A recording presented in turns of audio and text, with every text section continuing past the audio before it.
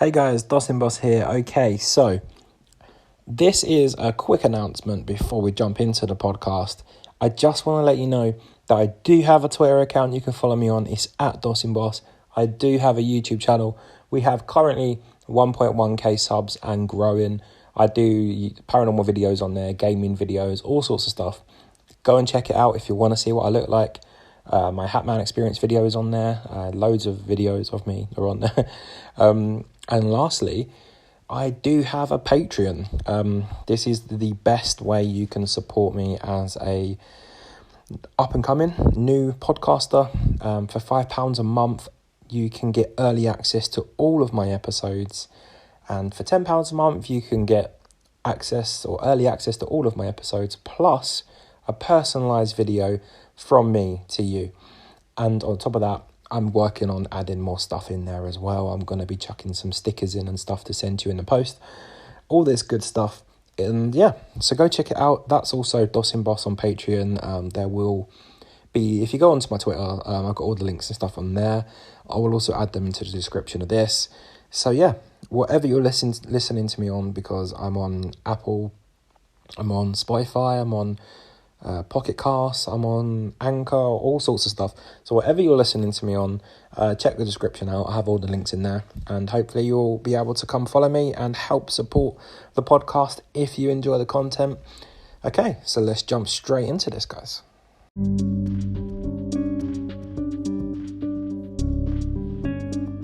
This is episode 2, and this is based on sleep paralysis. And we have got my friend Jay with us today, who suffers with sleep paralysis. Hi Jay. Hello, you alright? And also my other half, wouldn't say better half, but other half, Mel. Hi. So we brought Jay in today because he's been suffering with sleep paralysis for quite some time, and if anyone can tell us anything about sleep paralysis, it's probably him. So we're going to dive into it. We've got some questions for him, and we'll start off with question number 1. First and foremost, how long have you been suffering from sleep paralysis? Years. So I mean, my first experiences with sleep paralysis would probably be, I'm not sure the exact age, but I was a very young boy staying with my grandma. I'm guessing around the age of 8, something like that. Okay. So, 16 odd years. See, before this started, you said that if you've heard the Hatman story, Yeah. my other one, you said you think that maybe I was suffering from sleep paralysis through that episode. Yes. Which is about the same age, which is quite interesting. Yeah. So that could make sense. I mean, we became friends not long after that as well. We've known each other for quite some time. No, I knew you at this point. Yeah. Was it? I mean, it was like year 3 in school. I don't know how old you are in year 3. Maybe not. You're 11 when you're in year 7, aren't you? Yeah. How old are you in year 3? I was very young. Like 4 years younger, so yeah. Roughly about that time, give or take. Yeah. It might not have been 8, but it was an age where I can't really remember. Yeah, that's my issue with the I was young, Hatman thing. Yeah. I was young. I get you. Very young. How did it start? Was it like was it really bad straight away, or did it ease into? The start of it was very strange, and of course for years and years and years I didn't really realise what it was. Okay. Now, for the first few years that I had paralysis experience, basically I'd only have it at the same place, my grandmother's. Alright. So I wouldn't have it at home. I think I later had it staying around yours as a kid, but not for a few years later. Yeah, I remember that. Yeah, but I didn't at the time. I didn't know what it was. But my first experience with sleep paralysis would be staying around my grandmother's house, and basically, I'd be in the bed. I mean, I was only young, so I was in a spare bed in her room, and she was a Brahmin, so she'd have like pictures of eyes and things like that. I'm not sure exactly what they call it, but that kind of religious stuff. Symbolism stuff, yeah. And I'd wake up. And it wouldn't always be that I couldn't move. That's the thing with talking about sleep paralysis. Certainly with me, there's different levels of it. All right. There's different levels of it, and there's different depths of it. And I mean, sleep paralysis is one thing, but certainly in my experience, you've got a few different things that can get integrated into the whole sleep paralysis experience. Okay. So it would start where I'd wake up, and just strange things would happen. Like I wouldn't know where I was, or I would have the sensation of like falling and spinning is how it would start. Right. And basically, I was in a dream one day and I see this eye basically light up and it would glow and things like that. And it's a lot of the things with these experiences, and it's the same. It's very difficult because however good you explain it, and anyone that's had proper paralysis will know this. However good you explain it, you can never ever give somebody an understanding of what it feels like. Yeah, you just can't. So I had strange stuff, strange feelings, the feelings of people watching me, and then the paralysis would start where I couldn't move. And I'd wake up and I couldn't move. You know, my grandma would be in the bed across the room. I'd try and scream for her. I'd try and shout to the top of my voice. I would hear things going on. I would imagine that the door, or it looked at the time like the doors are opening, and just small little things like that. But my first experiences, it would always happen in that same location. Right. So it didn't happen in my house, a friend's house. It was first started in this same location. Right. It's an interesting subject because it's kind of always been. I mean, I'm not sure how it hooks onto stuff, but the sleep paralysis experience has always kind of been linked to my grandmother in some way, because I'm sure we'll talk about it a bit more in depth later. But some of the worst experiences that I've had is when she died. Right. So it kind of. She was a very spiritual person. She was a spiritual person. Yeah. She was a spiritual person. She was also a lovely lady. Yeah. Very lovely lady. But yeah, maybe going on a bit too much about that. Yeah, but my first experience would be back with my grandma at a young age with paralysis and strange feelings and things like that. Right. I mean, having that quite young. I mean, there's something that you said that I'd like to touch on is you said like you feel like you're falling or you like you're spinning. I have lots of this is what I'm saying. I have lots of very strange sensations. I mean, the classic one is where I drift off to sleep and I feel like I'm falling. That's what I was going to touch, because I mean everyone's had that dream, haven't they? That's like, if it's not a dream though, it's a sensation. It's like a state of mind. It's where I feel like I'm falling, and I feel like I'm spinning, and then I'll start going into the other one. Is that sounds a bit funny? Is the only way I can describe it is elongation, which isn't what it sounds like. Right. But it's a very strange sensation where basically I'm drifting off to sleep, and I'm starting to go into a dream.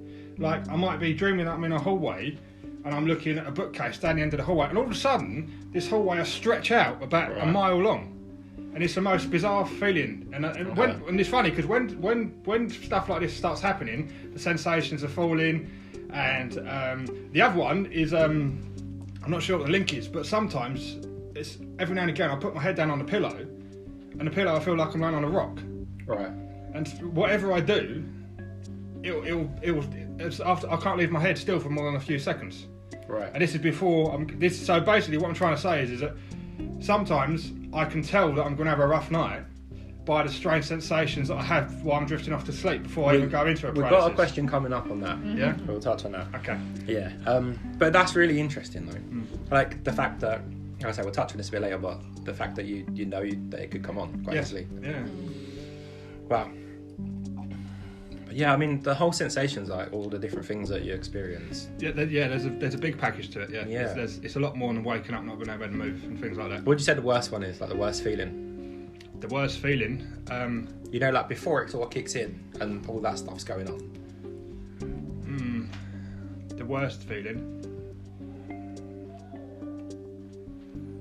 It can just be some of the falling, some of the spinning. I had one time when I was at a bad point in my life, and this sounds absolutely crazy, but I was in the middle of my room spinning around in circles. Wow. In the air. And don't ask me how you feel that as a sensation, or I can't. I mean, I was at a bad point. I can't remember the exact details. I don't know if it's a dream. I can't explain it, but it was very weird. But yeah, it's the other one that isn't nice is sometimes. It's almost like a warm-up to paralysis before you actually go into it. Right. You'll be laying on the pillow, and it'll feel like somebody's pushing on your head. Okay. And it starts with a light hand pressure on your head, and it just gets heavier and heavier and heavier, and you have to move. I mean, that's quite a common one, but... That is quite a common one, A lot of people say more on the chest than the head, don't they? No, I get it on my head. Yeah, I get strange things like that. I get a pressure on the head pushing me through the pillow. Sometimes the pillow can feel like a rock where I can't settle on it.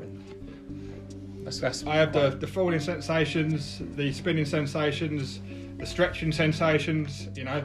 I'm saying that is that, basically, if I'm drifting off and I'm getting these weird sensations, I know that I'm going to be possibly in for a rough night. Yeah, that's bad. Do you remember, like, back in the day when we used to watch, like, I call it Most Faked now, but Most Haunted? Mm-hmm. And they always used to be like, oh my god, we're getting so much activity, we're going to be in for a rough night, when it's like a live episode and all that. Like, you compare that to this, like how much more realistic this is, and how when you look back on it, how fake that was compared to like how you're going to feel, how you know you're going to feel tonight just from that. Yeah. I mean, the most haunted thing is that, you know, my grandma was quite a wise woman. I remember watching it with her as a kid, and one of the things that she would say is that if they really did that, you know, and if they was them type of people, and they did do that for real, they wouldn't be scared of it. They'll go into a room. They'll go into a room. Is there any activity? And they'll do the slightest thing, and they'd run off and scream. You know. Well, look at us. We've done a few investigations together. Yeah. We've gone to quite a few haunted places together. Yeah. When things have happened, we've not completely freaked out. No. Because we're asking for it to happen, so we're expecting it. There's a part of you that's expecting it. Yeah. So they say it catches you off guard, but that's not true, because you're there for a reason. Yeah. And that is the reason. But anyway, that's a different topic. We can talk about them in another episode. So, number 3, or question 3 I've got for you is, like, how many episodes do you think you would have had roughly? Let's say if you struggle to pinpoint it, let's say, would it be tens or hundreds or even thousands? I would split it up into categories, to be honest with you, because it's a. When you say episodes, I would separate my episodes from single sleep paralysis. Okay. Because I suffer with sleep paralysis fairly regularly, and what I mean by sleep paralysis is that I wake up, I can move my eyes, I can see around my room, and I can't move my body. That's what I consider sleep paralysis. But as we'll touch on more later, it can involve much more than that. So sleep paralysis is probably well into the hundreds, if not around 1,000 mark. Episodes, probably about 50. And when I say episodes, I mean like the kind of ones you watch on documentaries and worse. Right. So, do they tend to last longer? Yeah. Because we was obviously researching this, and we found what we found was it's something along the lines of it can last up to an hour. But I was thinking to myself, I think that's a bit like not quite sort of giving it justice, because I know from what you've told me it can last longer than an hour. To be honest with you, I don't think you've got any real concept of time in it a lot of the time. Okay, yeah, because I suppose you don't wake up and look at the time and go, okay, let's do this. Mean, I've had episodes where they've felt like they've lasted hours, but in reality, I don't know how long I was in them, you know? Right. But, yeah. Okay. I mean, I think it's all really interesting stuff, but we've got a few more questions to come. We've got a few talking points, but I was thinking maybe before we jump on to the next question, we can go to a talking point. And that's something I touched on in my last episode, the Hat Man thing, was about people in poor countries that have experienced exactly, let's say you have an episode and there's this, 10-foot tall demonic entity ripping your room apart. They have experienced that exact same entity, like they can describe it to a T. Yeah. And they're on the other side of the world, and they're from a poor village where they've not read about it online, they've not seen a film, they've not, nothing's planted it in their head. Yeah. Like we do over here, like, we can watch scary movies and stuff, and that might sort of almost plant the seed, but they don't even have that. But they've experienced exactly what you've experienced. I mean, if there's an argument for this to be more paranormal than psychological, surely it's got to be something along them lines. Yeah, I mean, there's a valid point to that. I mean, that is one of the... There's a lot of explanations that science can offer for sleep paralysis. Yes, yeah. Well, we'll go into one of the unknown things is why people have the same experiences. Yeah. What I would say is there's going to be a lot of people, A, exaggerating their experiences, B, making them up, and C, maybe, because certainly in my experience, is that you don't remember it clearly. Yeah. A lot of the time. The episodes you don't remember in detail, and you can wake up remembering in detail, but as time goes on, you can sometimes you can kind of lose bits and things like that. But the other thing that I'll say to you, the point you make about these people in poor countries, right, is that sleep paralysis and this paranormal side of it, if there's any link between it, it's very interesting. It's very interesting. It's the same as a ghost thing. People like to make stories. Now, if you've got people in parts of the world where they've never seen TV, they haven't got Facebook, they've never read the news, how do we know about these people? Yeah, that's true. How do we know about them? So somebody's been over there and made contact with them, or somebody just made this up. If they're that isolated, if they're that isolated that they haven't got any of that, then how have we had the have we had that Have we transformed that, that information within the first place? I'd say there's probably people out there that could come back with an answer. I'm not one of them, but I'd imagine it's something to do with archaeologists and stuff that travel to these parts of the world for this specific reason. But I know it's like there's like tribes in like Africa and stuff, places like that, and where they literally base their whole tribe up on like this sleep demon and things like that. Like it, how true it is, we don't know. Yeah. But there are parts of the world where it's just crazy. But yeah, no, I mean, if there's anyone listening who can offer a good enough explanation to Jay's point there, feel free to comment and let us know, and we get a dialogue going.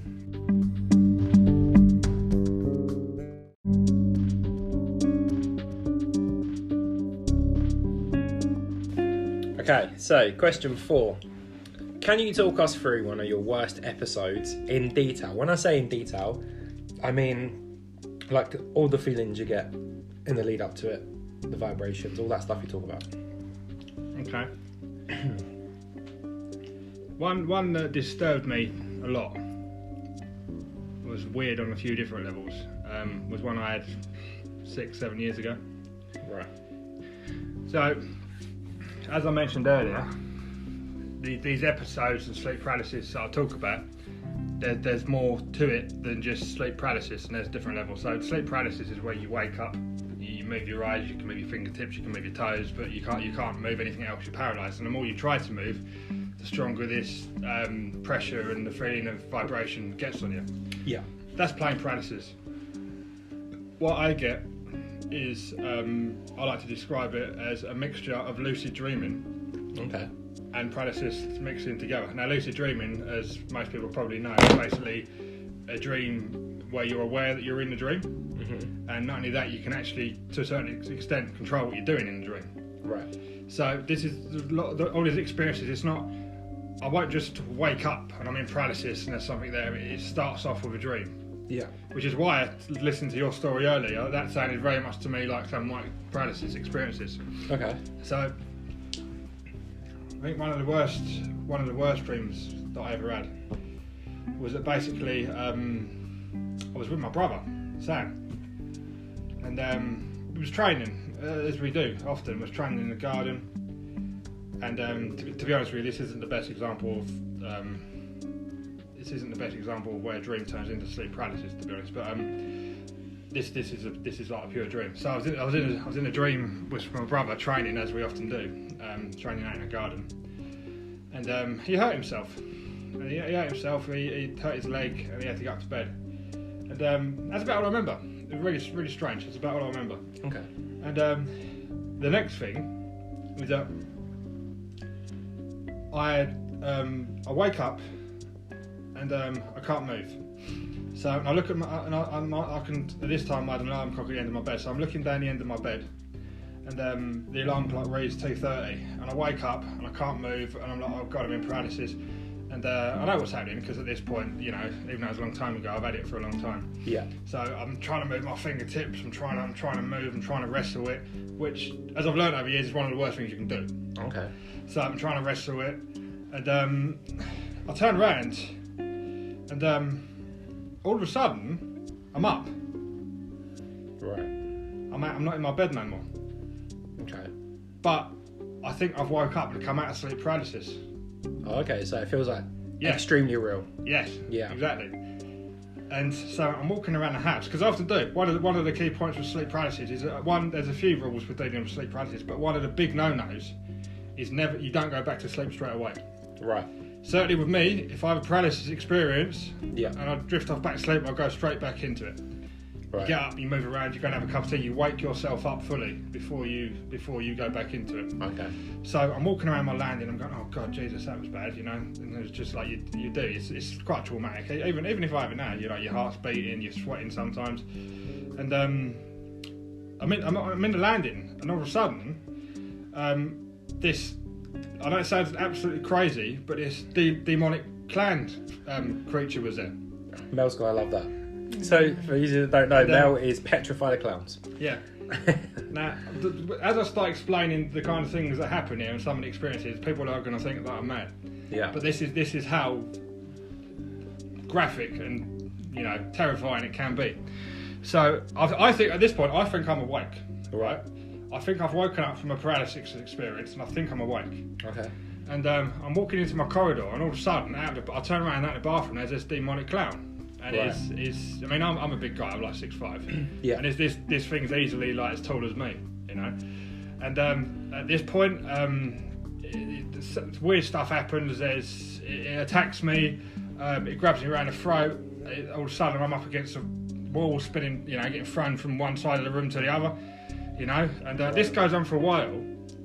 And all of a sudden, I'm back into paralysis, because what happens is that you have like a lucid dream, right, where you're dreaming and something like, after a while I knew I was in a dream, but you have like a lucid dream, and then something will grab hold of me, but then the paralysis takes back over, and while something's grabbing hold of me, that's the feeling of paralysis that I'm having. So anyway, this experience happened, and I woke up, and all of a sudden I'm laying in the bed and I can't move again, and I'm back into normal paralysis. And basically, I look back at the clock, and the clock's 2:30, and I think, that's weird. So basically, I think I come out of it again, I get up, something else happens, I get attacked by another creature, right? You know, another demonic creature, and basically the gist of it is that I was in some kind of loop. Right. And there's always, and this happens to me quite a lot, you think, oh, like, I know what's going on here, I'm in one of these episodes, I need to wake up, and I know that I'm in them. I'm like, I need to get out of this. I need to get out of this. So anyway, it keeps going around in circles. I wake up. It's 2:30. I look at the alarm clock. I can't move. Next thing I know, I'm up. I think I've woken up. I'm walking around the house. Yeah. Something else happens. You know, some crazy demonic thing or whatever attacks me. And basically, I'm going around in circles. Yeah. Okay. And there was a time it happened, and I woke up. And this time I generally think I'm awake. And I get up, and I walk into the corridor, and I'm panicking because like, I think that was like I'm traumatised. I'm like, that was bad. That was really bad. At this point, I think I'm awake. And my brother comes out, Sam. You know. Right. And like I said, I had this dream earlier that he'd hurt himself, and. He comes out and he goes like, he's worried about me. He's like, Joe, you're right. And he's like putting his hand on my shoulder and he's like, you're right. And you can see that. And I'm like, yeah, I'm fine. Yeah, I'm okay. And he goes, you're not. And I go, I am. And he goes, no, Joe, you're not okay. And I go, I am. I'm fine. And I look at him and he looks back at me. And it's like at this point, I 100% think I'm awake. Right. And he smiles at me.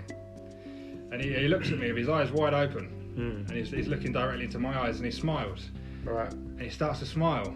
And as he's smiling, clown mouth. Yeah, as he's smiling, his smile stretches all the way up to his ears. Okay. And I'm like, at this point, I think I'm awake. And I'm like, oh shit, you know? That's the only way I can explain it. Right. Imagine like being up and thinking that you've come out of the experience and thinking that you're talking twice already. No, this happened. This was going around in the loop for what felt like hours. Oh, okay. Yeah, I had many. You know, it was the same kind of thing over and over again. But it comes to a point where I genuinely thought that I'd woken up. Yeah, yeah. And my brother was out there consoling me, and he's making sure I'm okay. And he's going to me, "You all right?" And I'm going to say, "I'm fine. I'm okay." And he goes, "No, you're not." And I go, "I am. I'm all right." And he goes, "No, you're not." Yeah. You know, and he gets like a cheeky smile on his face. And it was it was even more like horrible, because not only was it a bad experience, but it took the formality of my brother. You know, so it's personal too.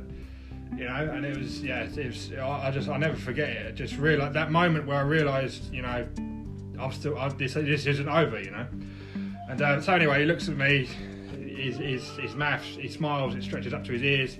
He turns into some kind of monster, attacks me. It all starts again. Yeah. Another thing that I have often, by the way, is that when I do see a creature or some kind of whatever, I try to attack it. Okay. A lot. Yeah. Does it ever work? No, because I'll tell you why.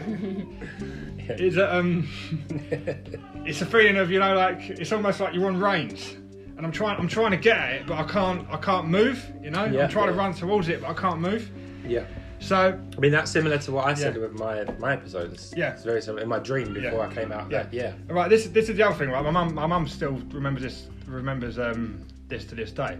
And this creeps people out. This really creeps people out. I don't think my mum slept properly for a while after I told her this. Right. I don't think my missus took too kindly to it, bearing in mind she sleeps next to me.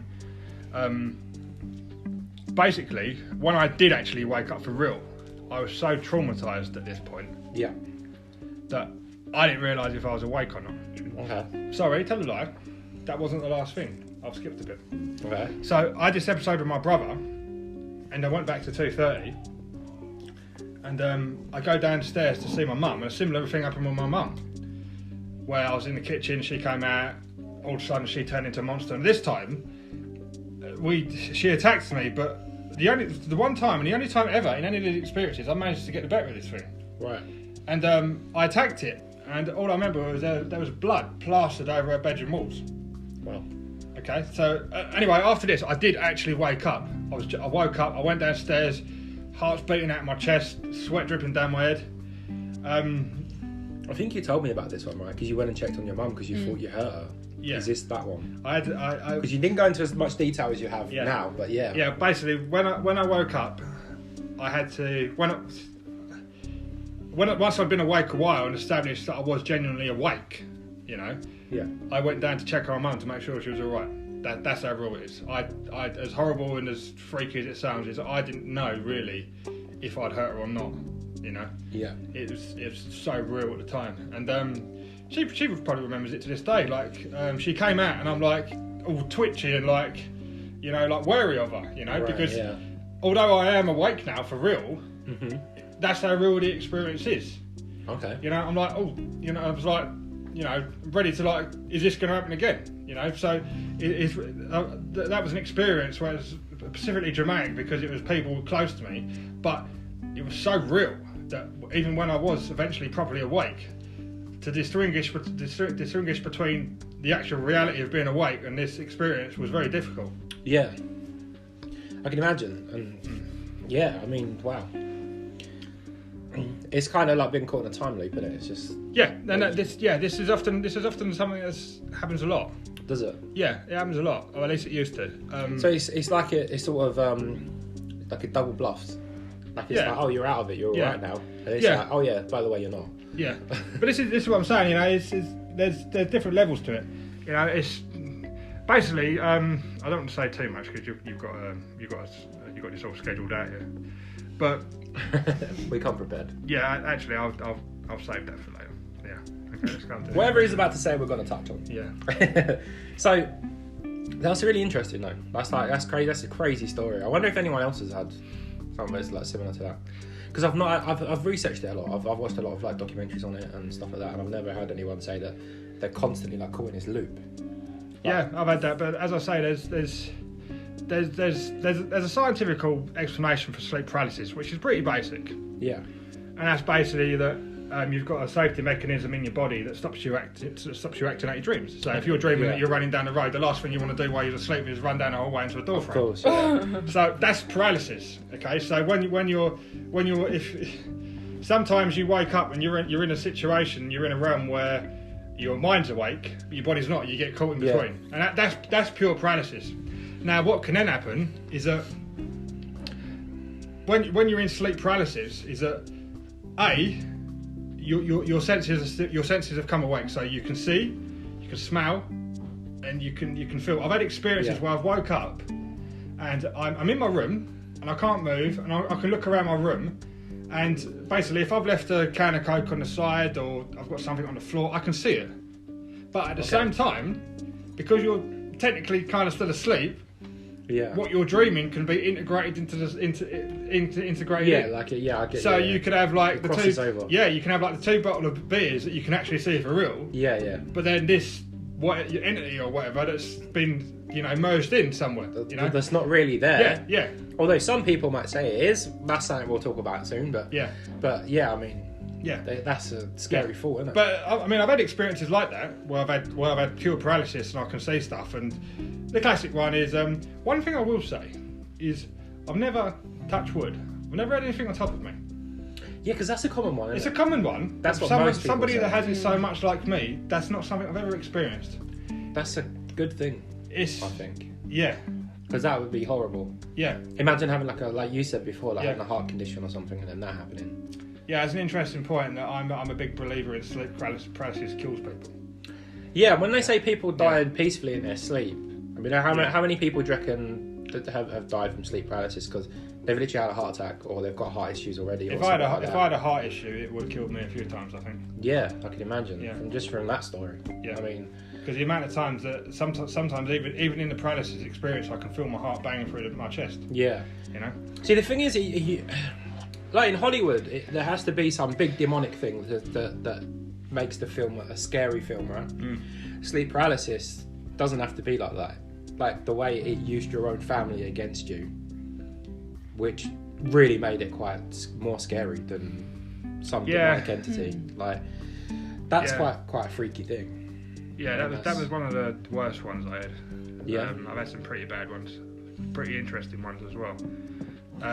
It does get to a point now is that while I'm in them, it's traumatic, but then the next day it fascinates me.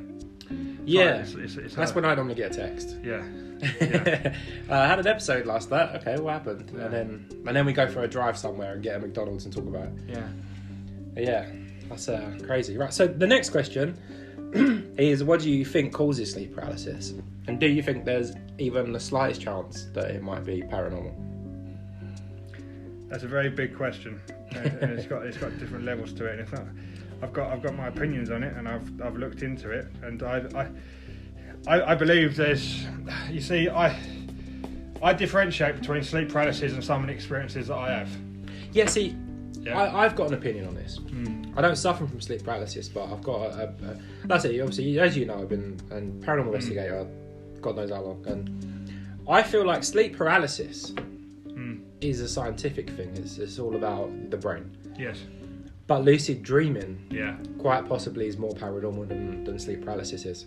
Yes. That's what I think, and I think you can also sometimes get really unlucky, like you have, and they cross over. Yeah, there's also another big key topic that comes into it. Astral projection. Yeah. That's also, I mean, that's like on right on the end of the scale of paranormal, and then sleep paralysis is on the scientific side, and in the middle you've got lucid dreaming.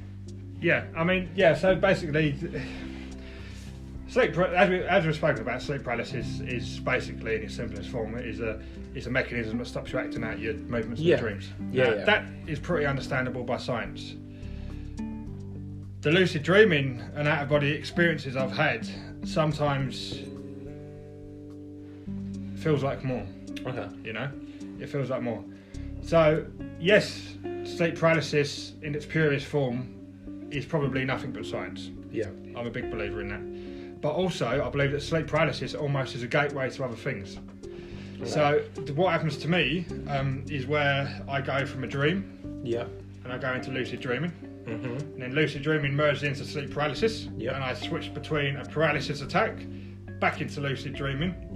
Loops around in circles. I know that I'm in it. I know that I'm in it, so I'm not probably dreaming. I know that I'm in the dream. I've had out-of-body experiences. Okay. Where I've seen myself laying there. That's astral projection. Yeah. I mean, for those of you that don't know what astral projection is, honestly, we could sit here and talk about it for hours, but you're better off going and watching Insidious. If you go and watch the film Insidious, it kind of sums it up. I'm glad you just said that, because I know this sounds a bit crazy, but some of my experiences, the best way I describe them is a bit like the further in Insidious. That is what astral projection is, isn't it? See, it's a very interesting point, because astral projection, I looked into this, and people that talk about sleep paralysis usually talk about a vibration stage. And there is. Most cases of paralysis, and by the way, not necessarily in normal standard paralysis, I find sometimes in paralysis I wake up and I can't move, and the more you try to move and fight it, the more the vibration comes on, but there's a different level to it. I've had vibration where I feel like I'm almost being electrocuted, but not just that, the pressure. There's a pressure that comes on top of me, and it pushes, and it gradually increases and increases. It gets to a point, I've laid there before, and I'm thinking, if this gets any stronger, I'm going to explode. You know? I'm going to get pushed through the floor. Just to point out for people listening as well, Jay's not a little guy. He's He likes to say he's 6'5", but he's like 6'6.5". 5 3/4. He's lying, all right. He's massive. He's a giant though. He's a big guy. Like, you should play rugby. You're the kind of rugby stature kind of guy who works out and all that kind of stuff. He's a big guy, so to be able to pin him down for a human would be pretty tough to do, unless you're bigger than him, which is unlikely. But yeah, I mean, for him to feel that way, it just goes to show that.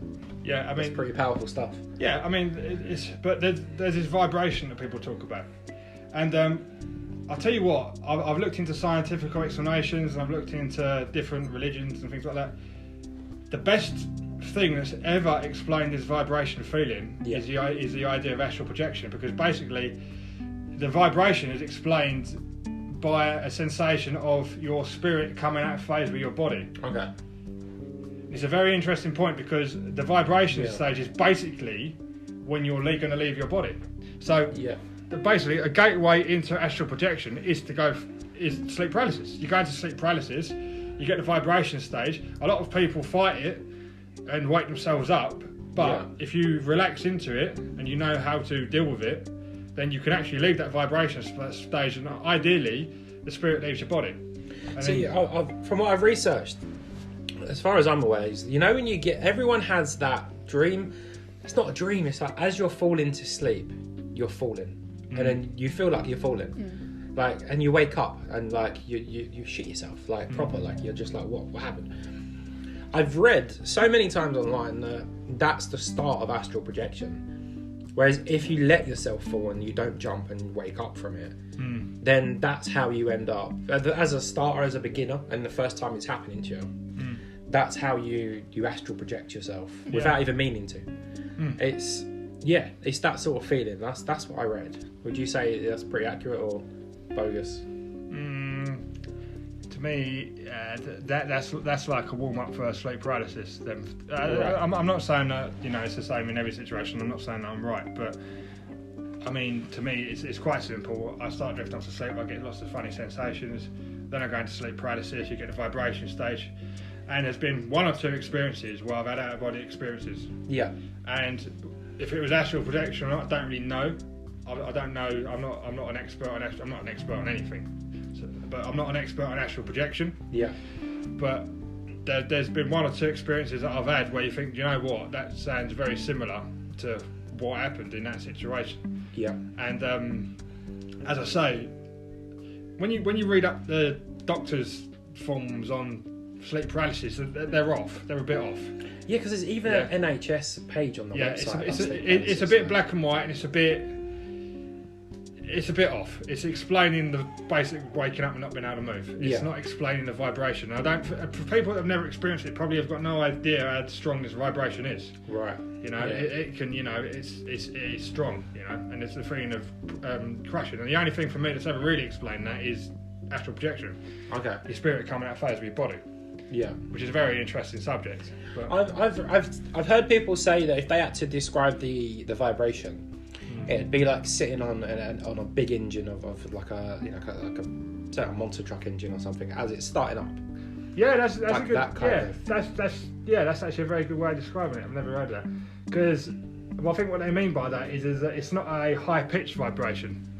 Yeah, it's not like an electric toothbrush. It's a grumble, really. And it rattles your body. It's very strong. Imagine a Lancaster starting up. Yeah, it is a vibration, but it's very strong. Yeah, it's not. Yeah, that's quite a good way of describing it.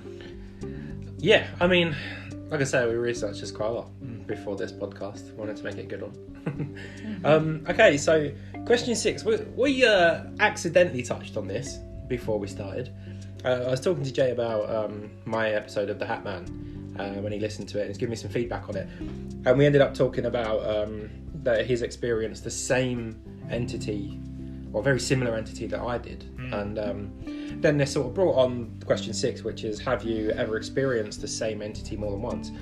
I know you've already said yes. Yes. You've already said you have. So how many times has that happened? Is that a frequent thing, or no, just once? I've only had a recurring. It's funny actually. It's quite a creepy story, but I've only had that. I'd call it a continuing experience. So Was it like an experience like you'd already described where you were in a loop, or was it like you had it and then like a year later you had it again? No, actually, I'll explain. So basically, I woke up one night in sleep paralysis. I couldn't move, and it was all the usual stuff. I couldn't move, and I looked out my window, and in the window and in the distance, I could see this thing. It looked like it was flying with its arms wide open, but it was hovering, and it had red eyes, and I could see it in the distance. And I come out of sleep paralysis, woke up, shit, what was that? Forgot about it. Yeah. A couple of months later, I wake up again, sleep paralysis, and it's just outside my window. Right, it's getting closer. It's getting closer. Right. Yeah. It's episode by episode with a space of like a few months in between. This thing is getting closer. So it's kind of continuing on from your last. Yeah. It's progressing towards me. And I wake up and it was in sleep paralysis, and I look up, and it's outside my window. Yeah. And at that point, the next day, I'm like, this thing's going to end up in the room with me. You know? Yeah. I knew. But you feel it. Yeah, I know it's coming, you know.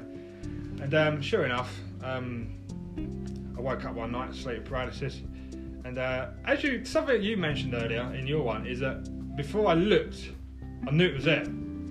Yeah. And I was scared to open my eyes really, but it's like the energy. Yeah, it's definitely something. It's definitely something. It's definitely something that you do feel. You know something there's before you looked, and sometimes it takes a while to pluck up the courage to actually look. Definitely. Yeah. And I'm 26, nearly 27, and I've had that even in my adult life. Yeah, I had this situation a few weeks ago. Yeah, it's horrible. Yeah. Like, you wake up at 3 a.m. just to get a drink. Yeah. Because of the loads of experiences I've had in the past, even though I know that everything's fine, I still get this thing like, if I walk in the kitchen, I feel like I'm being watched, and I'm almost scared to look, just in case I am, because it's happened before where I've looked and there has been something there. Yeah. So, yeah, even as a grown man, it still affects you. Yeah. Yeah. So on the third paralysis experience of this particular case, is I woke up in paralysis, couldn't move, and I knew, I had my head turned the other way, but I knew that this thing was in the corner of my room. Right. And I turned around, and sure enough, it was a black figure. I wouldn't really say that it was it wasn't in like an Undertaker's uniform or anything like that. It wasn't even really the formality of a person. Would you describe it? And I'm going to spitball. I'm only saying this because I listened to a YouTube video. I watched a YouTube video. Someone described something very similar to you, but the way they described this being was almost like a gigantic human-sized moth. They call him the Mothman. The wings were shaped like moth wings. No, I'd say it had more the resemblance of a very tall human. Yeah. It was ceiling high, red eyes, but it was like, I don't want to keep going back to the same example because people just think I want to watch too much Insidious, but I think this is before Insidious even came out. You know that creature you see in the first one, that when it's on the ceiling and Elaine's drawing it. Yeah, the man with fire on his face. The man with fire on his face. Yeah, of course. That's the only thing that it kind of resembles me of. Okay.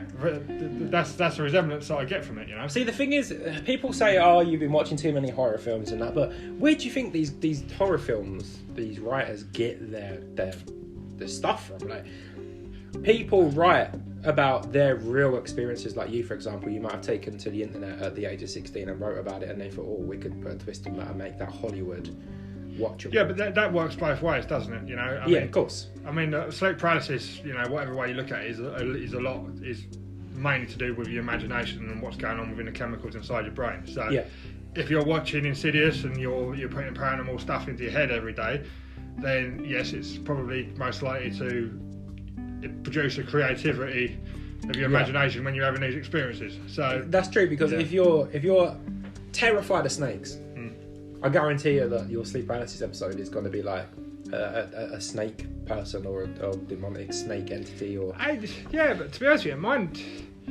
are completely random.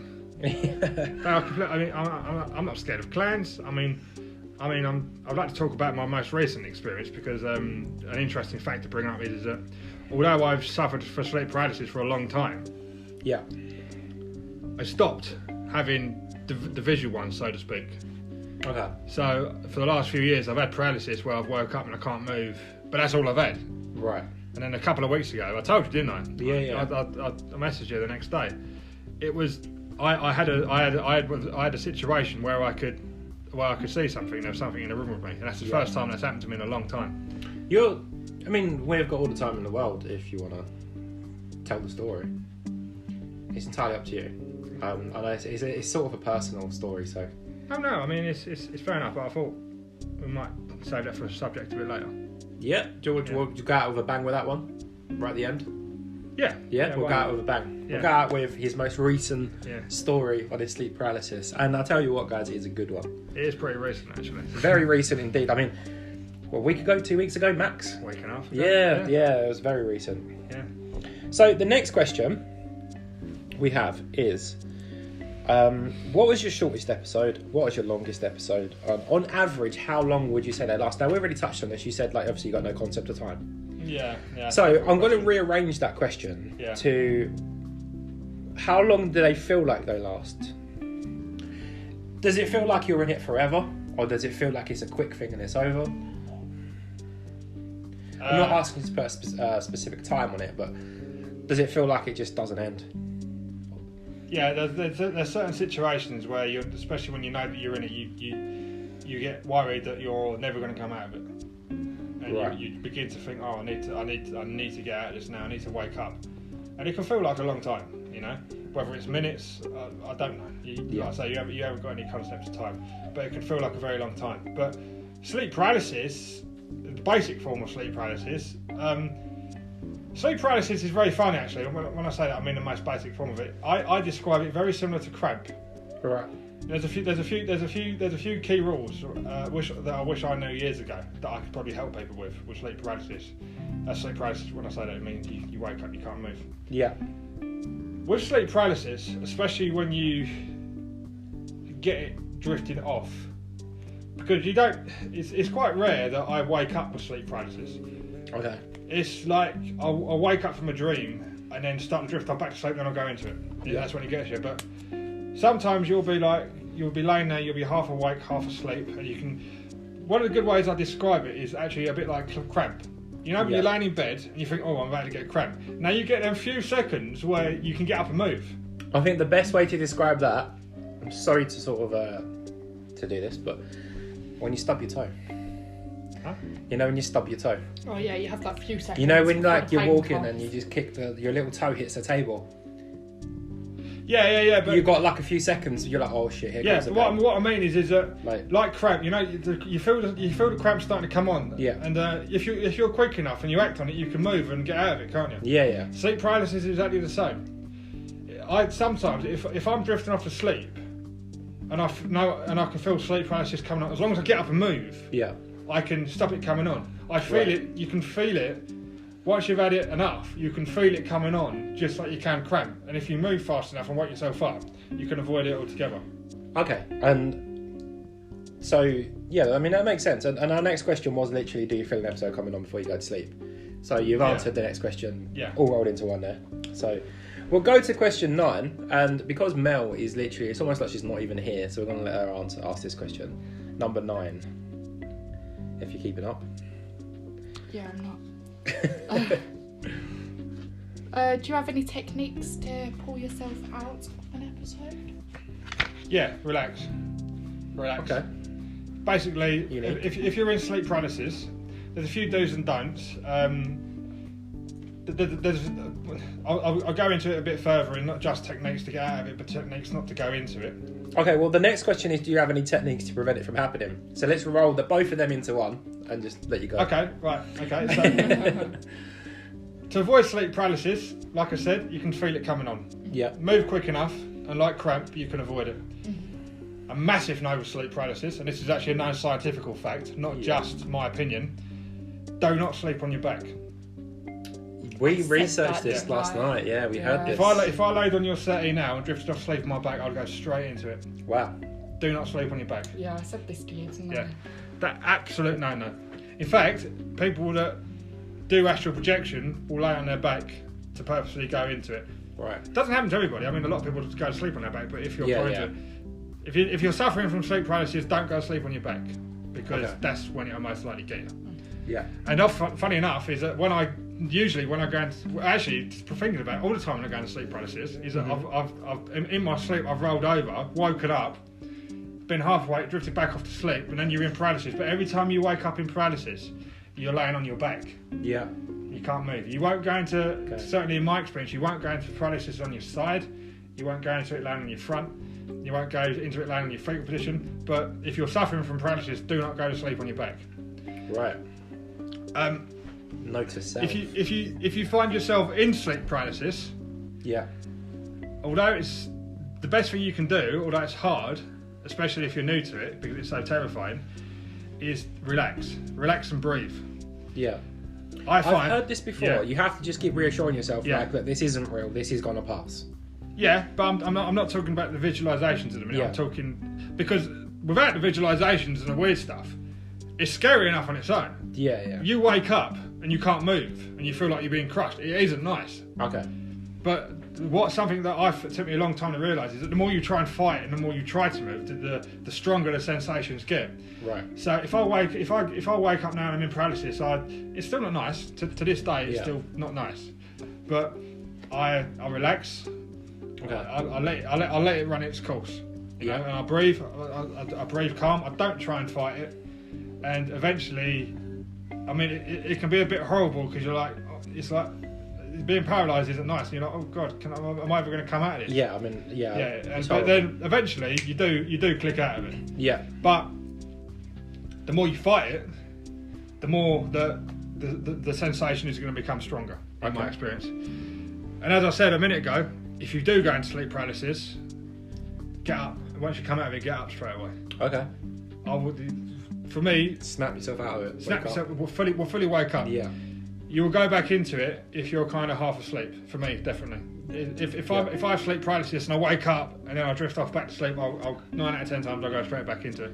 So double espresso and a cigarette sort of time. Yeah, get up, have a cup of tea, whatever, watch telly for half hour, but make sure that you wake yourself up. Yeah. And then go back to bed. Because I've had situations where I'm waking up, going into sleep paralysis, and I'm like, oh God, I need to move, but then you just fall back to sleep. You know, sometimes that can go on for like an hour. You know, right? I'm just in and out of it. But so you have to wake up and get up. So there's a few other things I'll touch on. You talk about things preventing sleep paralysis. One thing I noticed, because I do a lot of training, like boxing and kickboxing and things like that, weight training, ballerina. When I suffer from it quite bad, one of the things that makes me suffer from it bad these days, and this is more the paralysis than just waking up and not being able to move, is overexhausting your body. Okay. Say I go down the gym and I train for 2 hours. Yep. And I don't feed myself properly, and I come back and I'm tired, my face hurts, and I'm overtired, I'm much more likely to go into paralysis. Right. That affects my sleep. Do you think that's because the more tired you are, the more susceptible you are to just drift into it?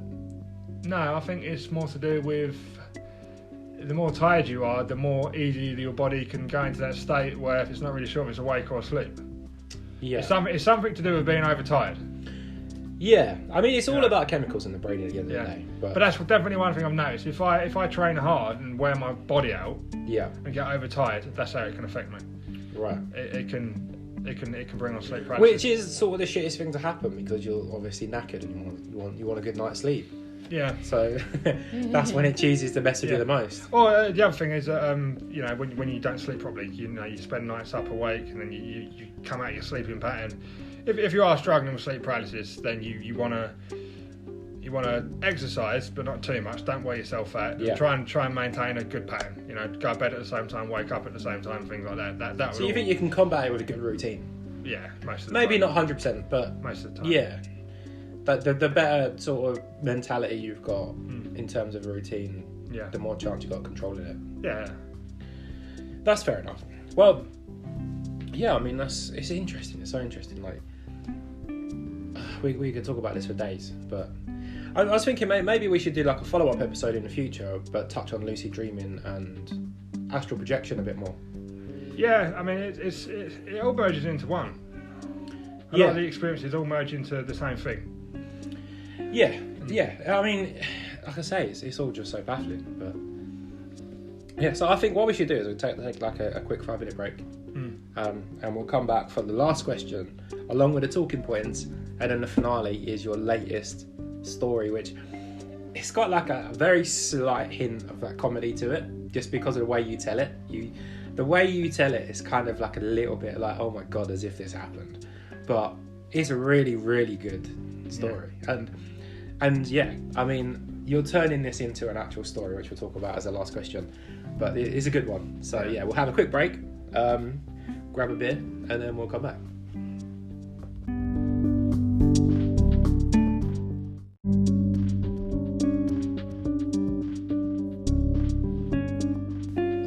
Okay, so we're back. Last question. Question 11. So, you're writing a book on sleep paralysis, which we would love to sort of help promote once it's complete. So once it's done, you will have to come back, jump on an episode with us, and hopefully we can promote it. Because if you want to get it published, you want to put it out there, because obviously you can publish more yourself these days on like Kindle and stuff like that. So if you ever wanted to make something of it, we'd love to help you on the podcast. Hopefully the podcast has got some sort of following by then, so then it will obviously help. But yeah, we'd love to do that. And I was wondering if you can tell us a bit more about your book. What's it going to be about? The book that I'm writing basically is a series of small stories, all enclosed within one book. So basically, every experience of sleep paralysis that I have and the events, I basically turn into a story. Right. And I got the idea recently when I had this last experience that we were talking about earlier. So yeah, as I said, sleep paralysis experience, I'm basically turning it into a story. So it's going to be a book made up of small stories based on the experiences that I've had, or at least some of them. Okay, so for example, if in your episode you saw a demon driving a lorry, your story's going to be about some lorry driver that becomes a demon or possessed by a demon. So it's like along them sort of lines. So like you're going to take your experience and turn it into a story. Yes. Like a short story. I mean, the one I've started writing basically starts off with a dream. And admittedly, I've filled it out in places because with the sleep paralysis experience, like all stories. Yeah. Based on a true story. Yeah. It's not all a true story. Yeah. You know. You have to, especially with this kind of thing, because as I was saying, it can be very random and very this happened and then I was here, this happened. So that's not really good when you're trying to make a story. You've got to kind of explain the situation. And also, you forget bits of it. It's definitely a bit similar to dreams. A lot of people have the same experience with dreams. You wake up and you can remember exactly what happened vividly. By lunchtime, it's a bit of a blur, you know. Yes, I can remember the gist of most stories, and I remember certain things and certain details. But a lot of the details filled in, and I'm making a story out of it based on the experiences I've had. Right. I mean, it sounds interesting. Yeah. I'll definitely read it. I know you're going to hook us up with a free copy, so you know what, actually, I'm sort of going to promote myself a little bit, but I've got something called Patreon, which is where you can become a Patreon of the podcast. It's £5 a month at the moment for early access. So like this episode, you'll be listening to this 24 or 48 hours before it's actually released to everyone. And then there's a £10 one where you get a personalised video message from us saying thank you and a little care package in the post and things like that. However, later down the line, like I say, providing the podcast takes off and we get a following, which I'm sure we will, because the YouTube channel, I've got 1.1k subs already, so there's people that are going to see it and listen to it and hopefully like it. Maybe we could do something where we throw you a copy of your book in, even a digital copy or something like that, as some sort of reward later down the line. And maybe even get a few signed copies out there. You never know. We get the first one. Yeah. So I mean, they're my questions. I'm actually looking forward to this book. I'm hoping that you definitely manage to finish that, because it's something I'd definitely be interested in reading. I've been getting into reading before I go to sleep lately, so yeah, it'd be good. Although I'll probably end up having like sleep paralysis myself, just from reading the book. Okay, so we've got a few talking points, but one of them we've sort of gone over already. The second one is something I know you're going to debate, we've already touched on it, so I know that you're a bit like you're ready to throw a left hook right here. But apparently, I don't know where this was. Mel found this on Google. I think it was on the NHS website, right? Am I right in thinking that? Yeah. I think it was on the NHS website, which you would like to believe, right? National Health Service. They're not going to tell you a load of lies. They say that 4 in 10 people suffer with sleep paralysis. Yeah, I would argue that. Yeah, I mean, you think about 4 in 10, you think, oh, maybe, yeah. But 4 in 10 isn't that far away from half the population. Yeah. How many people, let me ask you this direct question. How many times have you told someone at work or family or friend or whatever that you had a sleep paralysis episode or you suffer from it? How many of them have turned around and go, I know exactly what that is. I've had that myself. I tend not to openly speak about my events, so to speak, because I don't talk about it at work because people wonder what substances you're taking. I'd say you've definitely told 10 people in your life though, right? Yeah, I'm getting to that, but I don't tell people about the events that I have because it's so far out there that they think you're crazy. But even which is a shame. Yeah, so that's definitely not common. But even sleep paralysis in the form of you wake up, you can't move. Yeah. For a start, a lot of people I talk to don't know what it is. Yeah. A good percentage of people haven't heard of it. Yeah. And I could probably count the people on one finger that have told me they've had similar experiences. Yeah. So I very much struggle to believe that 4 out of 10 is true. Yeah, I mean, me too. I mean, I think just because the other thing is you got to remember, right? Just because you say I've had sleep paralysis doesn't mean you've had sleep paralysis, right? No. How many people? There's films about sleep paralysis now. How many people think, oh, I could get some attention if I make this up and tell my friends at school that I. Do you know what I mean? Like, there's people out there like that. Of course there is. Yeah. I don't know. 4 in 10. Like I say, if let's say you must have told 10 people in your life. Yeah. Have 4 or more ever said, oh, I suffer from that too? No. Has even one? No. I think possibly I might be one after you saying like the Hatman thing might have been sleep paralysis. If that was true, then that's 1 out of 10, right? Yeah. That you've told that might have even suffered. Might have. Not definitely has, but even might have. Yeah, suffered. a couple of people have said experiences where one of my other friends basically woke up one night and I don't remember if he said about the paralysis bit where he couldn't move, but he woke up and he basically looked in his mirror, and in his mirror looking back at him there was like a young girl, and all of a sudden she screamed to the point of when he blew his eardrums up. Wow. Or at least he felt like that anyway. You know? Yeah. So yeah, people have odd experiences, but yeah, I mean, I come from a family of people with sleeping issues, but insomnia. My dad and my brother and myself. But my dad and my brother have serious sleeping problems. They have insomnia. That kind of takes us on to the next talking point as well. Yeah. Well, Mel's fact-checked this. It's a website called sleepcycle.com. They say that 4 out of 10 people suffer with sleep paralysis, basically. Yeah, I struggle to believe that. So it wasn't the NHS. Apologise, NHS. You're still doing a great job. We still clap for you on a Thursday. I came across just now a more realistic one. Okay. 8% of the population. Yeah, that's more realistic. 8%. 4 out of 10. Get out of here. That's more likely, yeah. Yeah.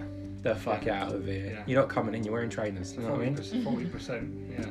Yeah, no. There's no way. That's pathetic. Yeah. Imagine that.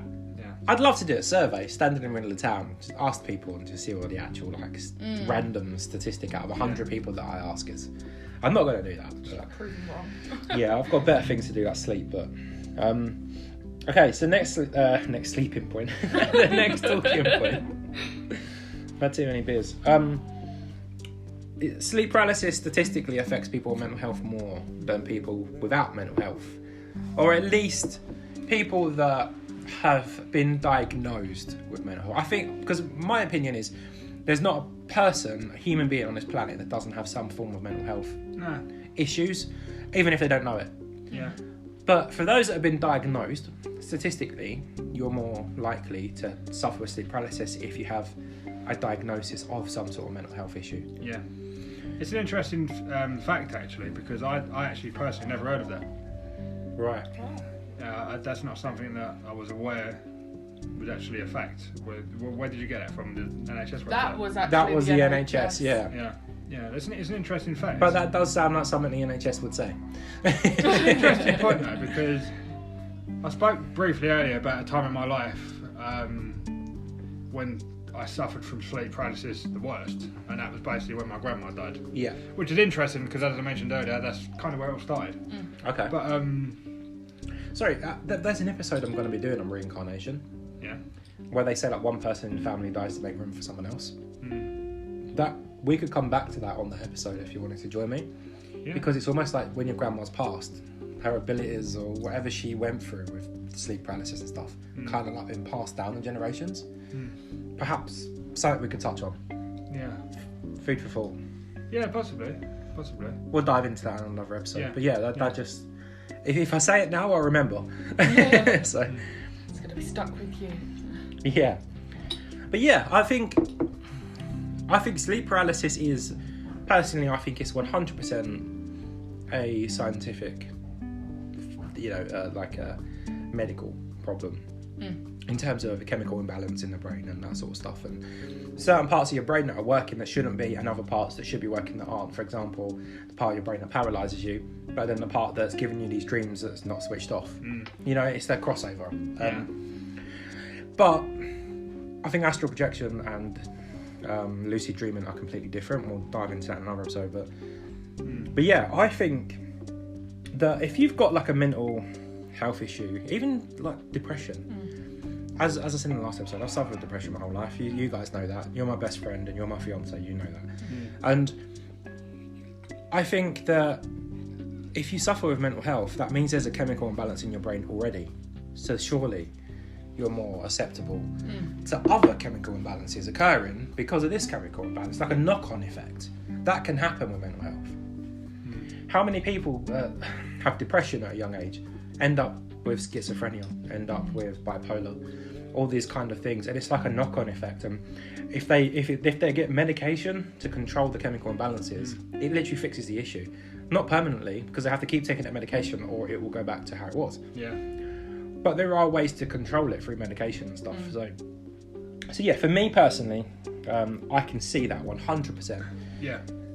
That doesn't mean that if you have it, you have a mental health issue though. If you have sleep paralysis, it does not mean you have a mental health problem. Okay, yeah, I mean in a way you have, because sleep paralysis in itself can be a mental health issue, right? Because it is a chemical imbalance in the brain. But it's not something that's going to affect your day-to-day life. It's something that's going to affect your sleep, which can affect your day-to-day life, but it's not like depression. You can have depression to the point where you won't leave your front door. That affects your day-to-day life. Having a sleep paralysis episode, you can get over, you can move on from. Yeah. So one point I'll bring up on that subject is that it's interesting because, as I say, a time when sleep paralysis was attacking me the most was when my grandmother died. Yeah. And the funny thing with that is that I'm someone that doesn't really show my emotions a lot of the time. Yeah, I can second that. Like, he definitely doesn't. I was very close to my grandma, and when she died, I was only 19. I didn't cry once. I couldn't. For some reason, I couldn't physically cry. I just couldn't. I wanted to, and I had dreams where I did, but I couldn't physically do it. And I didn't really know how to deal with it. I didn't go after hours, but everyone had their thing. My mum bawled her eyes out for what felt like years. Yeah. She went within herself and just wasn't. I'd say, she died 7 years ago. She's only really got back to who she is now. Back to herself now. It changes you as a person, losing a loved one like that. My youngest brother was very upset. My other brother went through like a few mental health issues of his own. Yeah. It attacked me in my sleep. Right. Yeah, I couldn't. I didn't. As I say, I didn't cry. I wasn't like outbursting emotion every 2 seconds. But the sleep paralysis, it got to a point where I was scared of bedtime. Yeah. I was scared of it. And I had some very, very strange experiences. Very strange, very vivid experiences. I hope you don't mind me saying this. I remember one thing you told me. Shortly after your grandma died, I believe it was shortly after, you actually had like a lucid dream. I say lucid dream, it wasn't quite astral projection, I don't think, but where you literally left your physical body in your sleep, and you went and visited where your grandma lived. Yeah, that's one of the situations that's one of the episodes that I would actually link to Astral Projection. Yeah. Okay. Because it was very much like that. So I started off in a vibration stage in Paralysis, and the next thing I knew, I was in my bedroom looking at myself, and I was like, "Oh, that's scary. This is new." But you thought, this guy's massive. Don't want to mess with him.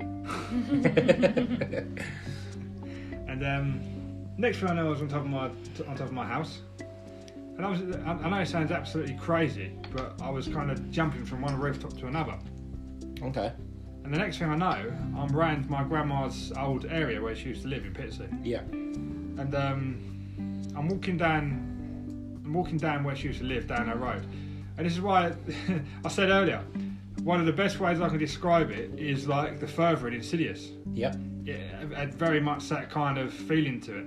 It was dark, it was foggy, everything was quiet, there was nobody around, and it was very eerie. And I'm walking down, and I walk up towards a gate, and the gate's got like caution signs on it.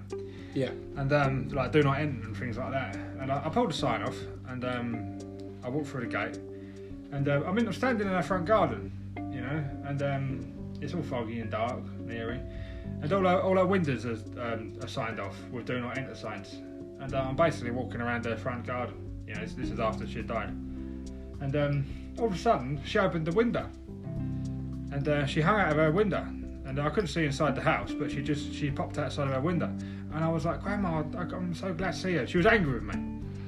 She was like, Jay, what are you doing here? It's not safe. Go home, you know. Right. And I was like, oh, I wanted to see you, Grandma. She went, no, go home. And that was it. That was the end of it. Although, do you think that was kind of like a warning, like, not that you shouldn't have been at a house, but you shouldn't be in that realm? Possibly, yeah. You know what I mean? Like the astral projection side of it. It was very, because my grandma could be quite strict when she had to be, you know. She was quite, if she could. And she would, if we was in danger, I mean, she wouldn't, she would have wanted to see us and all that kind of thing, but if she knew she was in danger, she would have put that first, you know? Yeah. So that was her response to it. As soon as I see her, it was go home. What are you doing here? Go home, you know. And I woke up. So that was one of the.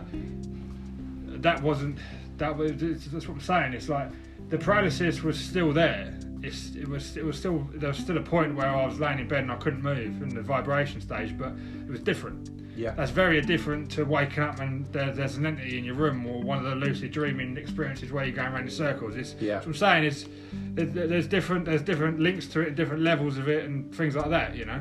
But that's one of the few experiences, and there is only a few of them, but that's one of the few experiences where I think to myself, well, actually, that sounds like it could have been what's described as astral projection, where you leave your body in spirit form. Yeah. How, you know, maybe it's just an absolute wild dream. You don't know. This is the thing. You just don't know. But what I will say is that another thing that's worth adding is that I have very weird dreams too. Yeah. You know, I have multiple dreams a night. Sometimes I have certain nights where I call it like story time. Right. No, I do, because I'll go to sleep, I'll have a mini dream, and I'll wake up, and I'll go back to sleep and I have another mini dream. And I keep waking up, having a dream and going back to sleep, and it's like, I wake up and sometimes I look forward to going back to sleep because it's like going on another adventure. Yeah. It's just dream after, it's all night long, one dream into the other. So the reason I've brought that up is because I want to make it very clear that these experiences that I'm talking about aren't to be confused with dreams. Yeah. It's very different. Yeah. I've had nightmares, I've had night terrors, I've had bad dreams. This is very different. And the difficult thing is that you can't put it into words. There's no vocabulary that I can use to explain how it's different. Yeah. I mean, you probably know that from the experience that you had. Yeah. You can't. People say you had a bad dream. Well, no, I didn't have a bad dream. It's very different. I can't put it into words, really. Yeah. To explain how it's different. But yeah, I mean, it's like being a victim of a crime, right? Yeah. And no one believing you. Yeah. It's very similar to that. How it leaves you feeling. You feel like, no, this happened. It's like 100% happened. But yeah, I mean, just to touch on, just to go back to one of the first things you said in the episode, was you're not an expert in anything. No. Now, I think I've been waiting to say this because I feel like now everyone has listened to everything you've said. we can go back to that and say, I would say that you're probably one of the most leading experts in sleep paralysis. And I say that, he said he's got a big grin on his face right now, but I say that because you could have 100 doctors sitting in front of me telling me what they think sleep paralysis is. But unless one of them has even experienced it, they're talking out their arse. Yeah, you get that impression sometimes. You hear doctors explaining what it is, and they explain what it is, and they say what the symptoms are and things like that. And to a certain extent, they're right with the basic form of it. Yeah. But I mean, also you look at them and go, you haven't really got a clue. You know? Yeah. But it's difficult. Okay, so enough of the science. Yeah. We're going to divulge into the last point, which is more of a paranormal thing. Now, this could be 100% absolute bollocks. I'm going to throw that out there. This might not be true. But I watched this documentary, and it was about sleep paralysis, and there was this man who suffers with sleep paralysis like you do, like frequently. And long story short, he's sitting in the lounge with I think it's his wife or his fiance, and they live in like an apartment where there's not like an upstairs, so like where they're sitting watching telly, there's a hall to the side of them which leads to the bedrooms. And he saw that this same entity that used to come back and give him this sleep paralysis like all the time, it was always the same entity. He saw it walk out the bedroom and stand in the hall staring at him during the day, and he just thought, like, if I ignore it, it'll go away. And then his wife turned around and saw it and freaked out. Yeah, I've seen that, yeah. Yeah, and she saw it after that a few times around the house as well during the day, but she's never suffered from sleep paralysis before. Yeah. If this story is true, that shows that there is definitely a paranormal element to the whole of the sleep paralysis, lucid dreaming. The issue is a very big if. Yeah, of course. And it's the same. I mean, there'll be people, I don't be funny, there'll be some people that listen to this and think I'm sitting here talking out my arse right enough. Yeah. That's the nature of people. And that's perfectly okay. That's perfectly okay because, you know, it's... Well, if you silence one person, you've got to silence everyone. I'll be honest, if these experiences didn't happen to me and I heard somebody else saying this, I'd think the same. Yeah. You know? So... Yeah, we actually know somebody who... We're not going to mention any names, but they came out with a pretty extravagant stories to what happened to them when they were a bit younger. We saw that, and we thought, what a load of bollocks. Yeah. And it was a pretty big deal. They got quite a big following for it and stuff, and we thought, that is so exaggerated beyond belief, you know. So yeah, we've been in that situation. You know what we're on about. I don't actually. Just looking at me like, what's he trying? Yeah, I'm a bit What's he trying about? I'm not going to mention any names. Explain later. Yeah, I'm not going to mention any names. Well, I think you'll get it if I said like the like the last sort of thing we went on. I don't want to put it on blast. Yeah, you know. Yeah, she gets it. Oh yeah. Yeah, you want it? You get what I'm saying? Charlatans, yeah. Yeah, Yeah. Yeah, no, I know. Right, you with us, yeah? Yeah, I'm with you. Yeah, so we saw that story, let's say, and we thought, what a fucking bollocks, right? Like, exaggerated beyond belief. Yeah. So yeah, like what you're saying, like people will be listening thinking he's talking out his arse. But to be fair, if they're still listening right now, an hour and a half into this podcast, then obviously they're probably someone that's either gone through it or really wants to know about it. And they're probably not thinking what a load of bollocks. So if you are listening to this right now, tweet us and let us know. Because you're the real MVP. So yeah, I mean, I think if the story's true, what more proof can you know, on a personal level, for them two people, what more proof do they need that there's an afterlife?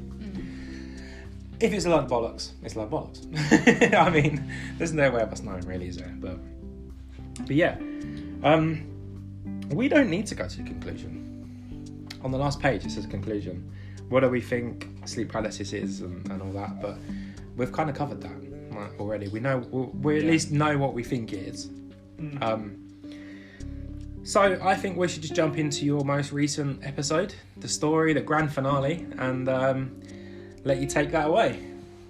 Yeah, okay. So, as I was explaining earlier, I used to have these paralysis events regularly. And when I say that, I mean I've watched paranormal documentaries or sleep paralysis documentaries where people are on there making a documentary about 1 or 2 experiences they've had in their life, and I've had certain points in my life where I had worse experiences almost on like a weekly basis, or even a nightly basis at one point.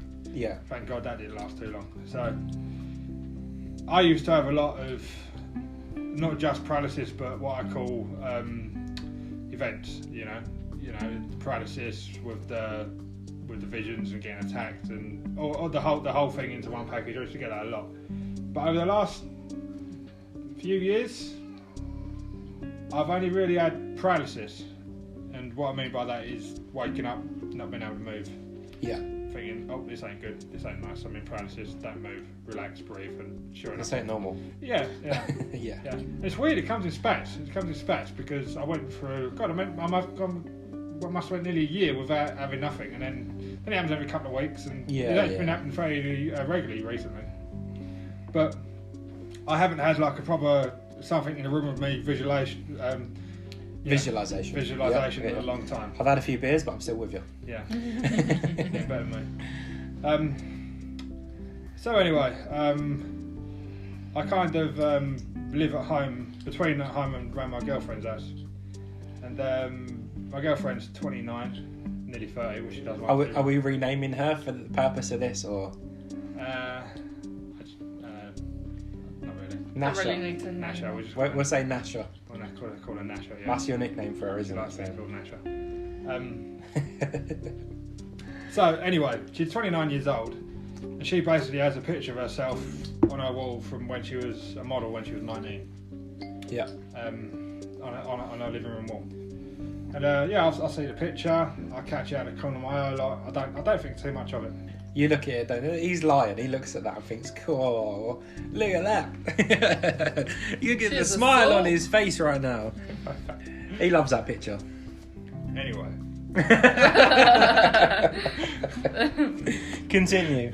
I apologise. So, it started off as a dream, and this is the event that I'm writing a story about. And all of a sudden, I'm out in London. And I've been out in London occasionally to go to a few cocktail bars and like work dues and things like that. And I'm out in London, and the dream was very bitty. I was in one place and I was in another place. It doesn't all make sense. So it kind of skips a bit. Yeah, it skips in places, which is why you need to fill it out. It's like a shit DVD you get from CEX at 50p. The dream is a bit jumpy. But anyway,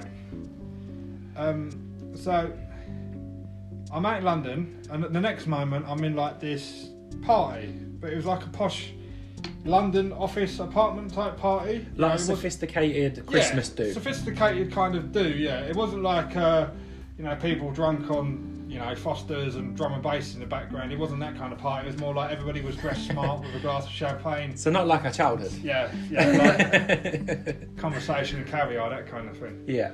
And all of a sudden this woman approaches me, and the dream, to be honest with you, was quite promiscuous. But this woman approaches me, and I see her in the distance, and she's like looking at me, and she looks like a bit of a man-eater, which she does in the picture, like man-eater. A man-eater, like right. she's devious, and she's. Who sung that song? God, we should know this, shouldn't we? I know it actually. I just can't think of the name. I want to say like a few names, but I don't think it's them, so I'm not gonna. Jesus Christ! I keep thinking Katy Perry, but it wasn't Katy Perry. Britney Spears was Womanizer. No, was it? Is it like Christina Aguilera? No. Whitney Houston? No. All right, chill it out. No need to shout. I know who it is. Nelly Furtado. Nelly Furtado. Nelly Yeah. Way off subject there. Yeah. This is what the beers do. If you want the next episode to be drunk, let us know. Yeah. So anyway, this woman, I catch this woman's eye across this party, and she's looking at me, and she kind of looks me up and down, almost as if like I'm a piece of meat. And you loved that, didn't you? Yeah, I did like it. Sexism. Yeah, I say it's quite a promiscuous story actually to start with, because that's what the experience was. Anyway, she comes over to me, very, very, very sophisticated, very powerful, very, you know, like you chew you up and spit you out, you know. In charge, dominant. Yeah, very much like that. And we started talking, and to be honest with you, I don't remember much more from the dream. Obviously, I filled it out in the story. Yeah. I don't remember much more from the dream. But anyway, she kind of put it on me, as it were. And the next thing I know, we're back at my girlfriend's apartment. Right. But the apartment, as it is, that I know her now. Yep. So I'm with Nasha in her apartment, but I'm with her as the 19-year-old model that's in the in the picture. Okay. And so it's like the girl in the picture jumped out, met you at this party, and took you back to the apartment that she owns now. Yeah, pretty much. Pretty much. And you thought that's a bit of me, that. Yeah. And all of a sudden, this is where it gets a bit excited. My girlfriend come out of the bedroom as she is now. Right. So I've got. So the demon's stuck in the bedroom. No, I've got them both in the same room. Oh, okay, right, okay, yeah. So I'm thinking naturally, as you do, it's threesome. I'm joking.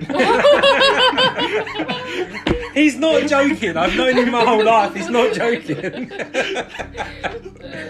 What a weird threesome that would have been. Yeah. Anyway, so all of a sudden, I'm in this room with this. Don't ask me why I didn't clock that it wasn't my girlfriend as it currently was. But I'm in my girlfriend's current apartment with her as she is today. Yeah. And her from 10 years ago. Right. And obviously it got a bit weird from there. It's funny because when I told my girlfriend this story, the first thing she said to me was, "Well, why was you out talking to some woman and brought her back to the apartment when you was actually with me in the dream?" So that was a bit of a sticky. Yeah, but it was with you. So yeah, it's like. It's fine because it was you, so I went back in time and saved you 10 years of your life. Like, I am God's gift. Here I am. I'm being a hussy with you, so what can you do, you know?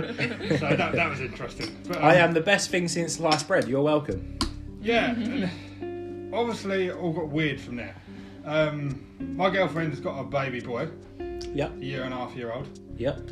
And same as me. Yeah. They're gonna meet soon.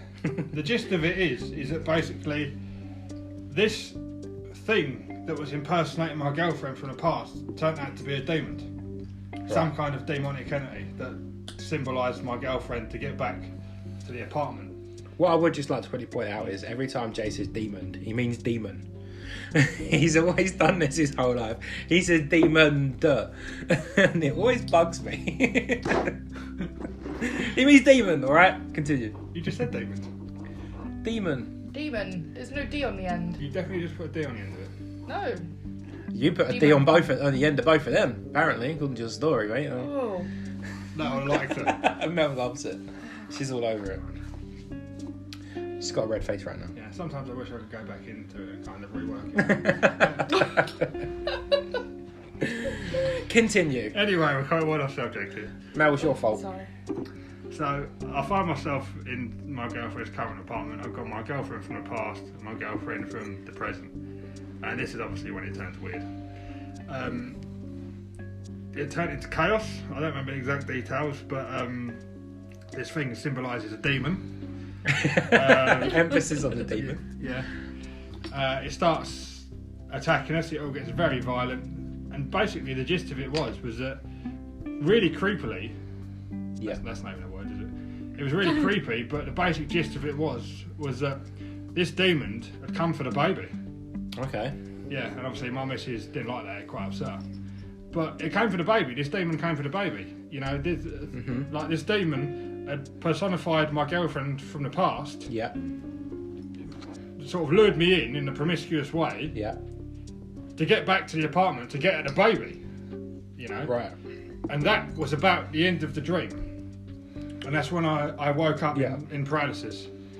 And I woke up and I'm like, I can't move. And I'm like, yeah, I'm in paralysis. And I'm laying there and I can see my girlfriend next to me. That's the creepy part for me. Yeah. Like, you know what's coming. Because you've gone through this so many times, sleep paralysis. You know this ain't going to be a good thing. You know someone's not going to come busting through the bedroom door of a winning lottery ticket for you. You know it's going to go sour. That's what I'm saying, because this is what I'm saying. That's actually where this is a bit different, because I didn't think anything was going to happen. Right. Because for the last good few years, all I've had is the pure-based paralysis. Yeah. I haven't had like... So you didn't expect like an actual like entity to be there kind of thing, like as you would see? No, I didn't know. Anyway, so I'm in bed and I'm in paralysis and I'm trying to move and I'm looking at her. I can see I'm like, wake me up. And I'm trying to shout. I remember trying to shout, wake me up. Yeah. And I couldn't. And I'm laying there like looking at her and I'm thinking to myself, Jesus, this is the first time this has ever happened around here. You know, if she wakes up and sees, I wonder, because that's another interesting thing. Like, what do you look like when you're in sleep paralysis? You're asleep. Your eyes are even shut. Really? Yeah, I've seen this on documentary. This guy that suffered with sleep paralysis, this scientist, doctor kind of type guy from some university, he put him on all these like different like tubes, not tubes, but like machines to monitor certain things and anyway, there was like 100 different cameras in the room to capture like every little angle to see if like when he's going through it, does anything appear? Like, is he actually seeing a demonic entity and all this sort of stuff? And he had an episode of sleep paralysis in the room, hooked up to the thing, so they knew it was an episode because he told them the next day. Plus, they could see it on the heart rate monitor and all that sort of stuff. And long story short, there was nothing, obviously on camera. And his eyes, he was just asleep the whole time. He was jolting a little bit. He moved a little bit, like jolting, as if I suppose he's trying to break out of it. But yeah, he appeared asleep the whole time. That's weird because my eyes are definitely open. Yeah? Yeah, definitely. But you're kind of like a veteran with this sort of thing now. So you might experience it on like a new level. To most people anyway. When I was younger, I had like... She talks. When I was younger, I had like this episode where I was like completely rigid, couldn't do anything. I couldn't even open my eyes. I don't know what that was. I don't know if that was just something random, but... How much did you have to drink? I was about 8. I started drinking when I was 7. I'm joking, I didn't. But yeah, no, I physically couldn't even open my eyes. That happened a few times when I was younger. That's weird, yeah. I never had it where I couldn't open my eyes. You also had something similar where you woke up and saw a little girl in your room. Oh, yeah. We need to tell the story. Yeah, go on. Yes. We keep. Damn it, it's going to be a 4-hour long podcast. Yeah, we keep getting distracted. So anyway, I wake up and I'm in paralysis and I can see my girlfriend laying next to me. I see the covers and the clothes on the floor that I left there that I get told off for, all that kind of thing. Wait, sorry, can we just put that? Are they your clothes, your girlfriend's, or the demons? Well, I told you the demon didn't actually take his knickers off in the end. His knickers? His knickers? Oh no! Alright, at the time I didn't... Nasher, if you're listening to this, he thought the demon was a guy and he was still up for it.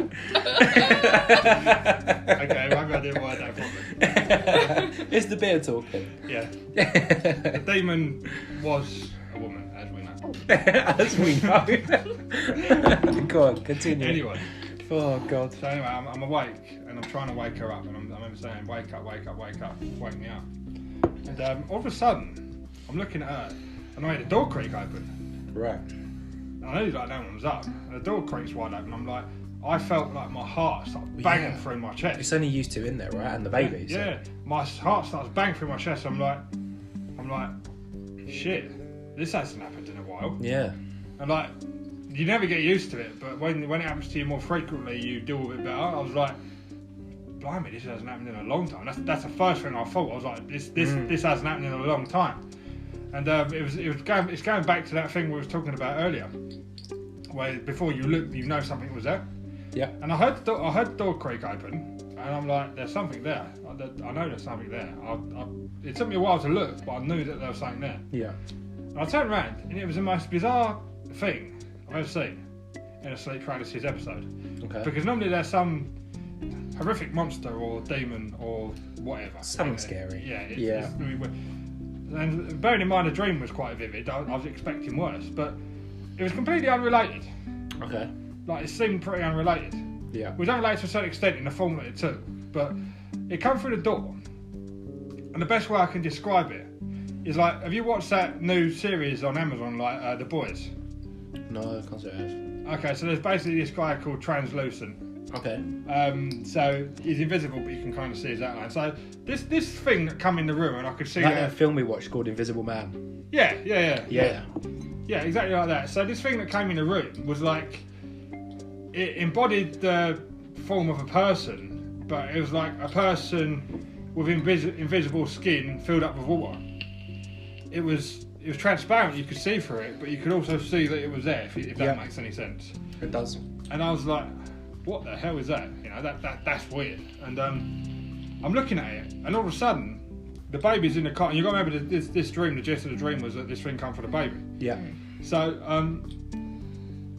the baby was in the cot, and all of a sudden, this thing turns its like watery head around, and it looks at him. It looks at him, and it starts walking up to it. It walks up to the cot, and it's standing right over the cot, looking down at the baby asleep in a crib. Right. And I'm trying my hardest to get up and like try and defend the baby or whatever, you know. But I couldn't.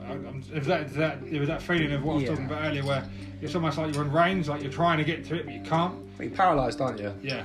I mean, hence the name. Yeah, but no, that's different. It's different. That's a different feeling because it's almost like your dream. Sometimes the feeling of paralysis and dreaming merge into one. Like I have dreams like, well, I get up and I'm trying to run forward, but I can't. Right. And it's the same paralysis feeling, but I suppose where you're a little bit more asleep in some cases than others, is that you might actually get that feeling while you're trying to run towards something. Right. You know, so that's what I'm saying. It's confusing because there's different levels. There's I get you. Different levels that you go into it and different situations and things like that. But yeah, so that's basically the gist of it. And but the one thing that was horrible about that was it was after the baby. That wasn't nice. But it felt like it went on for so long. And you asked an interesting question earlier. What's the longest experience I've ever had? Yeah. And from my memory, that felt like I was trapped in that for the longest. Okay. I was in that I was in that room with that thing, trying to wake up for a long time. Right. And I was like, I need to get out of this. I really need to get out of this. So I was trying to shout, wake me up, and I just couldn't. I wouldn't wake up. Yeah. And I did eventually wake up, but it took a long time. It's crazy, man. So they didn't get to the baby. Yeah. Well, we woke up in time. Eventually. But yeah, I mean, that's a very unique, strange, weird story. So these are the types of stories that you've got in your book. I mean, the book's not going to be Jay laying there having sleep paralysis. The book's going to be that, you know, let's say a man called Jay went to this sophisticated party, and then it's going to plan out exactly how it's kind of described. Yeah, I mean, but a bit better. Yeah, I mean, it'll probably the stories probably work a little bit differently because basically they happen differently. Yeah. You know, these episodes are different, and the episodes are set up differently, and it's different experiences. It's not all the same, but it's definitely what that episode is. I'm writing it as if I'm writing a story. Yeah, yeah. You know, and I write the story first. Yeah. About the dream, and then basically integrate how it turns into sleep paralysis. So it's like I'm writing a story explaining the dream leading up to it, because a lot of these events that I have and a lot of these episodes do start off with some form of dream. Right. You know. Yeah. That's what it is a lot. So that's why I'm writing a book that way. So, have you got a name for the book yet? Not the book, no. I've got a name for that story, but okay. Then what's the name for the story? If you want to divulge it, you don't have to. I mean, it's not set in stone yet, but I was thinking of something like a promiscuous night out in Paralysis. I'd read it. Yeah, I'd read it. Cool. They say don't judge a book by its cover, but I mean, if you don't judge a book by its cover, then you're a bit of an idiot, really. It's a bit saucy because the dream was saucy. I'd say the dream was quite promiscuous. It definitely started that way anyway. But that was kind of the whole. That's why it was kind of like quite. I mean, it was weird because this is the thing with these experiences is that yes, they're weird, but in some ways they're interesting. In some ways they're quite exciting. You know, yep. It's like. I don't want to sound too cringy, but in some ways it was not the baby thing in that obviously, but at the beginning was actually quite hot. You know, It was quite like almost like wishful thinking. Yeah, in a way, it just. Yeah, no, I get you. Like you wish that if you was going to a sophisticated party and you met your girlfriend there, at the time when she was younger and the first time you'd met her and that like that was, it's almost like wishful thinking, right? It's almost like if that had happened to you, you wouldn't have complained. No. Up to that point. Yeah. Yeah. Yeah, it was quite the first. It started out, but that's what was different because it normally starts out with being attacked, but this was different. It was good, you know. It was good. Up until the demon tried to kill the child. Yeah. But no, yeah, it's crazy. If the child weren't in it, probably still would have just turned me on. But oh god. Yeah, edit that bit. Edit that bit out, he says. Edit that bit Definitely out. keeping it now. I don't know how to edit. Yeah, well, I mean, yeah, I hope you guys enjoyed this episode, because I'm sure Jay's got a lot more stories, which you'll find in his book once he's finished with it.